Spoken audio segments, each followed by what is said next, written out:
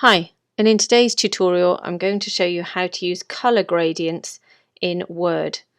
In order to use a colour gradient we need to insert something like a shape or an icon.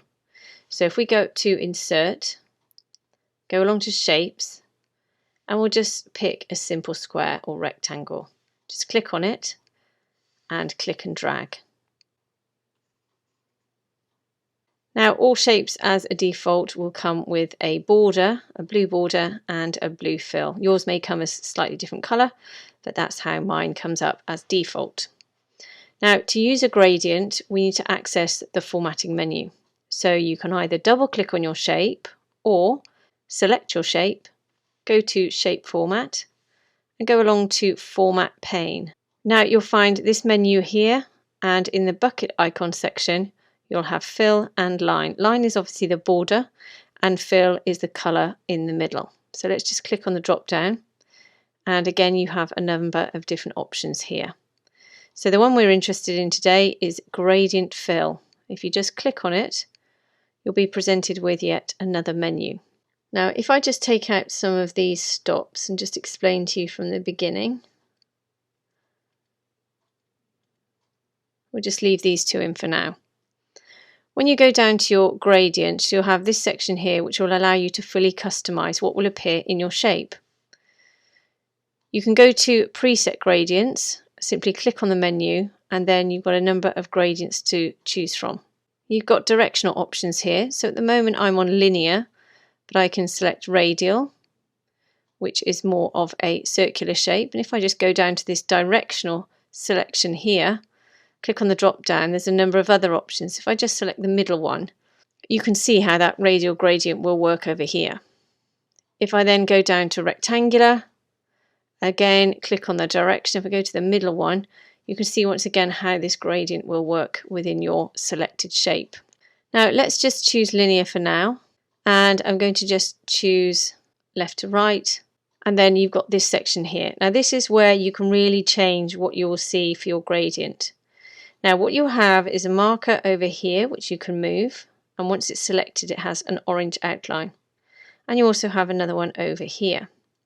Now obviously the little boxes inside refer to the colour of that marker, and you can change these as much as you like. You can also add markers in the middle here, so if I select this add button here you can see one has been added, and if I minus it will take that marker away. So if I add a few markers, you can see as I move these markers, my gradient in my shape will change. So as I move them left or right, if I move this blue one to the right, you can see more of the blue will appear. Now most importantly, we want the colour icon here to allow us to change the colour of our gradient. So let's say for example, let's change this one. You know that you're changing this one because again it's selected with the orange outline, and then you just can choose any colour you like. Select this one. In fact that didn't really change too much. There we are,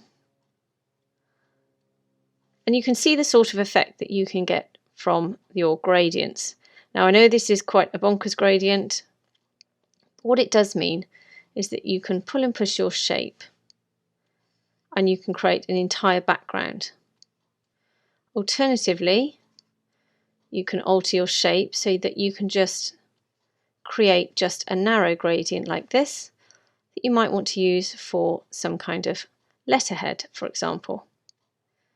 And don't forget, once we've selected all these shapes, we can go back up and select a different direction. Let's select the radial and the central one, and again you can come up with some really wacky designs.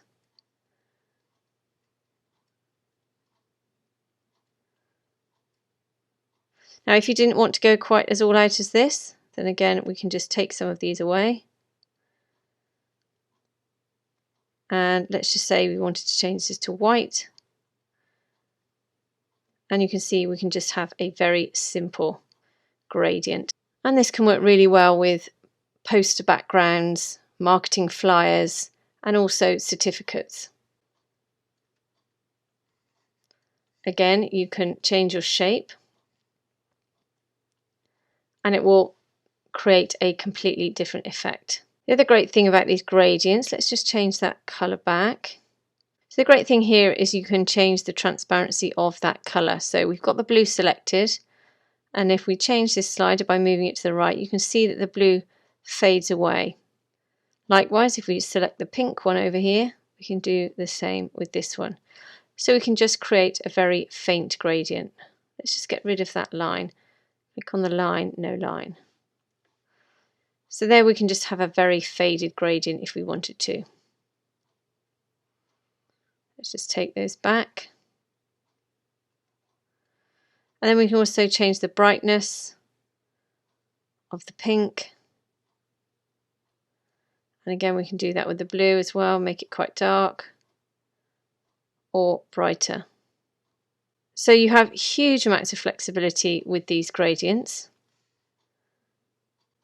So let's try the same thing, but now with an icon. So if I select icons, go over to the side here, and you can see we've got lots and lots of different icons to choose from. So let's say, for example, we chose an aircraft and click Insert. Once your icon is selected, it can sometimes be a bit clunky to move around your page or to bring to the front of your image if you've got lots of different shapes and things. So make sure it's selected, go to Graphics Format, go to Wrap Text and select In Front of Text. Remain on Graphics Format, go up to Convert to Shape, and then you can really play around with this icon. The great thing about these icons is you can apply gradients and fills and borders to them.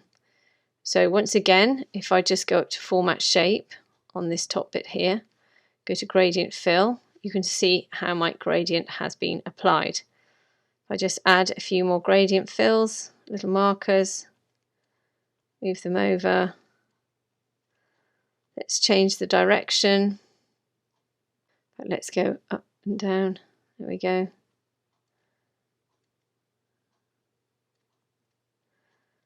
Let's change that marker to yellow.